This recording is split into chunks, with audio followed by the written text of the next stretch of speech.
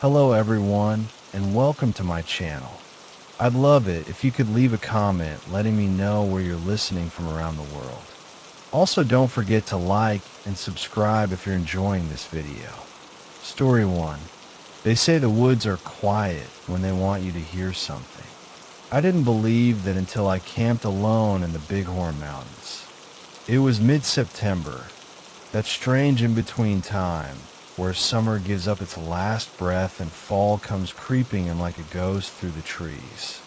The days were warm enough for a t-shirt, but when the sun dipped, the cold came quickly, sharp and thin as a razor. I'd been hiking for most of the afternoon, about 6 miles off the beaten path, which is exactly how I liked it. No cell signal, no humans, just me, the trees, and the slow, steady rhythm of nature. I pitched my tent near a creek that babbled, just loud enough to lull you into comfort. The smell of pine was everywhere, thick, sweet, almost medicinal. There were no signs of recent campers. No cigarette butts, no trash. Just nature, clean and untouched. It should have been peaceful, but there was something off that night. I couldn't put my finger on it first. Maybe it was the stillness, the kind of stillness that presses against your chest like a weight. No owls hooting, no crickets, not even wind in the trees. Just silence. I crawled into my sleeping bag around 10 p.m., flashlight off, just letting the darkness wrap around me. I dozed in and out for a bit, but somewhere around 2 a.m., I woke up. No nightmare, no sound, just awake. And then I heard it, a rustling, faint at first, coming from outside the tent. I told myself it was wind or a small animal, maybe a raccoon. But then the rustling turned into a crawl. Slow, deliberate. Something moving just inches from where my head lay inside that thin nylon wall. It wasn't the heavy plodding of a bear. I'd heard that before in Glacier Park. And it wasn't the scurrying of a squirrel or a fox. This was careful, as if whatever was out there didn't want to be heard, but couldn't help it. I held my breath, listening. The thing circled the tent once, then twice. I could hear it brush against the fabric, dragging what sounded like fingers or claws. Not scratching, just gliding. And then came the zipper. It twitched, not opened, just tugged. Once. A short metallic sound that sliced through the silence like a scream in a library. I didn't move. My flashlight was under my pillow, but I felt like if I reached for it, the thing would know. I was already sweating despite the cold, my breath hot and ragged, clouding up the air inside the tent. I couldn't see it, but I knew it was there. I could feel it watching me, waiting. Then I heard breathing. It was wet. That's the only way I can describe it. Like someone had a mouth full of mucus, struggling for air. A gurgling, wheezing inhale followed by a slower, heavier exhale. Then something pressed against the tent wall, the side near my feet. Not a hand, not a paw, a face. I could see the shape of it through the nylon. A human-sized outline, but warped, like the features weren't in the right place. No noise, just that slick, horrible breath and the soft pressure of its face against the thin barrier between us. That was it. My brain snapped. I screamed, loud and broken, like a dying animal. I grabbed the flashlight, unzipped the tent from the opposite side, and bolted into the woods in nothing but socks and boxers. The night was freezing. The forest floor was rough and cold and full of sharp rocks, but I didn't stop. I didn't look back. I didn't think. I just ran. My legs moved on instinct, and my mind was screaming one word over and over: run, run, run. I didn't stop until the first hint of daylight spilled through the trees. My legs gave out near a ranger trail. I collapsed, sobbing, bloody feet and all. Some hours later, a hiker found me and got a park ranger. I could barely speak, but I convinced him to go back with me. We hiked the 6 miles, slowly, and I'll never forget the ranger's face when we reached my campsite. My tent was ripped wide open, but from the inside, the fabric was shredded like something had torn its way out. Not in.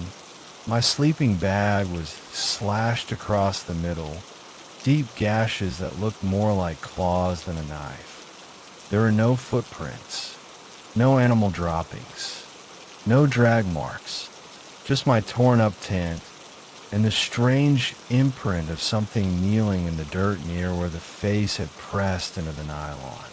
The ranger said it must have been a bear, that I panicked and imagined the rest. But bears don't unzip tents, and they don't breathe like that. They don't wait. They don't watch you while you sleep. I haven't been camping since. I don't go near forests. I don't even sleep in silence anymore, because in the quiet, I can still hear it. That wet breathing. Waiting. Story 2.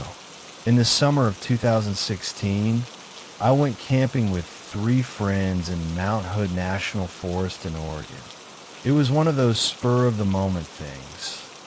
Toss a few tents in the trunk, load up on beef jerky and cheap beer, and hit the road thinking you're invincible just because you've got a lighter and a Swiss Army knife. We were in our 20s, stupid with confidence and thirsty for isolation. The farther off the grid, the better. We'd originally planned to stay at a designated campground near Trillium Lake, but it was overcrowded and loud. Too many RVs and families with screaming kids. So we decided to wander, follow a narrow trail that branched off the main route, and see where it took us. We weren't hardcore hikers or anything. We just wanted a place where no one else was. A few miles in, we stumbled on a clearing. It was like the forest had opened its arms just for us. There was a calm, glassy lake nestled in the trees, still and quiet, like it hadn't been touched in years. The air smelled like moss and smoke. It wasn't on any map we had, not on Google, not on the paper one buried in the glove box. But there were signs that people had camped there once. A stone fire pit, a few rusted tent stakes, old embers, long cold. It felt abandoned, but in a peaceful way. We set up camp, cooked sausages over the fire, drank, talked about nothing and everything. You know how it is when you're out in nature, far from cell towers and obligations.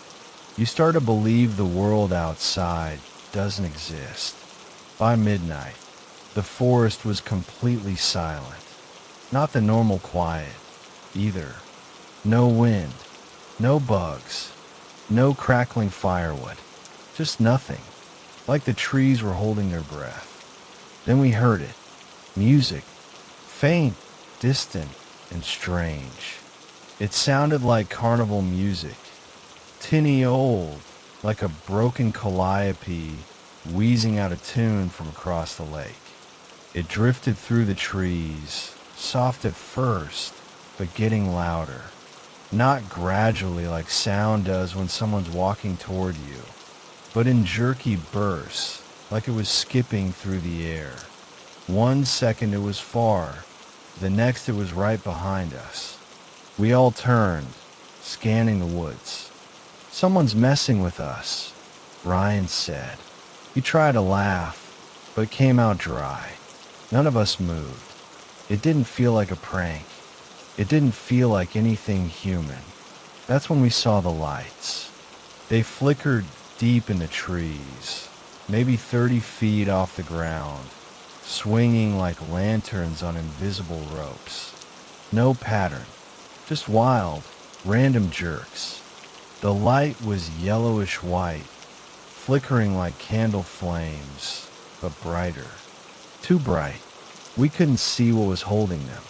And the weirdest part, the air was still dead. No wind, no rustling branches. Whatever was making them sway like that wasn't part of the forest. "Pack your stuff," I said, my voice low and sharp. We didn't speak after that, just moved. Fast, like prey. Packing in the dark is a nightmare. We dropped things. I left a flashlight behind. Ryan burned his hand, trying to douse the fire too fast. But we got out. We didn't even take the trail. We just followed the slope downhill until we hit the logging road and walked 2 miles to where we'd left the car. No one talked on the drive home, and no one ever brought it up again. But here's the part that still makes me wake up at night, sweating. 2 years later, I was back in Oregon visiting family. Curiosity got the better of me. I borrowed a car and drove back to Mount Hood. I thought, maybe we were drunk. Maybe our minds played tricks on us. I needed to see that place in the daylight. I found the same trail, followed it like muscle memory. The lake was still there. Same eerie stillness. Same scent of pine and whetstone. But the clearing? Gone. I'm not exaggerating. It was gone, like it had never been there. No fire pit. No tent stakes. No signs of human activity. Just thick underbrush and trees that looked wrong. Younger. Like they hadn't been standing 2 years ago. The forest floor was untouched, like no one had ever stepped there. I hiked back to the ranger station. I must have looked pale or scared, because the older guy behind the desk squinted at me like he already knew what I was going to ask. There used to be a clearing near a small lake, about 5 miles east of Trillium. You know it. He hesitated, looked past me, then back at me. "That place isn't safe," he said. "Used to be people disappeared out there. We don't talk about it anymore." I tried to press him, but he shut down, walked into the back room, and didn't come out. I don't know what we camped in. I don't know what played that music or swung those lights. But I haven't gone camping since. And I won't, because I'm not sure we were supposed to leave. And part of me wonders, if I ever go back again, will it let me leave a second time? Story 3. In 2019, my brother and I went camping deep in Arizona's Prescott National Forest. We hadn't been out in a while. Life had a way of beating us up in our own corners of the world, and this trip was our way of hitting pause. A couple nights off-grid, just us, some beers and a campfire. No phones, no emails, no noise. The first night passed without anything unusual. We set up camp near a clearing surrounded by ponderosa pines and built a fire just before sundown. Coyotes howled in the distance, but that was expected. It was the kind of night that reminded you how damn quiet the world can get when it's not trying to sell you something. On the second night, though, that's when it happened. We'd eaten and were sitting by the fire, sharing old stories. Some real, some exaggerated for the sake of brotherly drama, when we heard twigs snapping off to the left. Not loud, not rushed, just deliberate. Step, snap, step, snap. We turned our heads in sync, squinting into the woods. A man stepped out of the trees. He wasn't close at first, maybe 20 feet away. Just standing there, watching. My brother slowly stood up and reached for the hatchet we kept near the woodpile. The man didn't move. He just raised one hand, palm out like a tired hitchhiker. "Mind if I sit a while?" he asked. cold out here." His voice was raspy and low, like he hadn't spoken much in years. He wore filthy jeans, boots caked in red dirt, and a jacket 3 sizes too big for him. The hood covered most of his face, but I could see a scraggly gray beard and sunken lips. I didn't know what to say. Something about him felt wrong. Not threatening exactly, but out of place. Like he'd wandered in from a different time. But my brother, always the brave one, gestured toward the fire. "Sure," he said carefully. "Have a seat." The man nodded once and stepped forward. I swear I didn't hear his boots touch the ground. No crunching leaves. No snapping twigs now. He just sort of glided, sat down cross-legged across the fire from us. He didn't speak again for a long while. Just stared into the flames like he was watching something the rest of us couldn't see. Occasionally he rubbed his hands together, even though the night wasn't that cold. After a few minutes, he spoke without looking at us. "Camped here once before. Years back. Buried my dog out back." There was something sharp in his tone. Not sadness. Something closer to resentment. I glanced at my brother, who just nodded slowly, playing it cool. The man leaned forward a bit, voice dropping. "Hope you don't come digging tonight." We laughed. It was one of those awkward, polite chuckles you give when someone says something weird and you don't know what else to do. But the man didn't laugh, didn't even smile. He just kept staring into the fire, rocking slightly now, back and forth, back and forth. Then he said, "I buried the last guy out here too." That was it. No build-up, no grin, just flat, cold. My blood ran ice. My brother stopped moving entirely. The night got quieter, like even the trees were listening. "Excuse me," my brother asked. The man didn't respond. He just stood up, not in a normal way, more like rose, as if he weighed nothing. No effort, no sound, just up. My brother reached for the hatchet again, slower this time.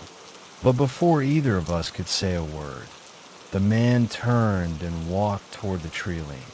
And then, he was gone. I don't mean he vanished behind a tree. I mean he vanished. Disappeared. 1 second he was 5 feet from the shadows. And the next, nothing. No footsteps. No sound. Just the hiss of the fire and the wind sighing through the needles overhead. We didn't sleep that night. Not 1 second. We sat with our backs to the fire, facing opposite directions, gripping the hatchet and a hunting knife like they were made of holy silver. Every crack of a branch made us flinch. At first light, we searched the area, walked all around the edge of the clearing. Nothing. No tracks. No disturbed dirt. No sign of anyone or anything having been there. I looked for a grave, for any kind of mound. Nothing. Even the pine needles hadn't been disturbed. When we got back to town, I asked a ranger at the local office if anyone lived out in that part of the woods.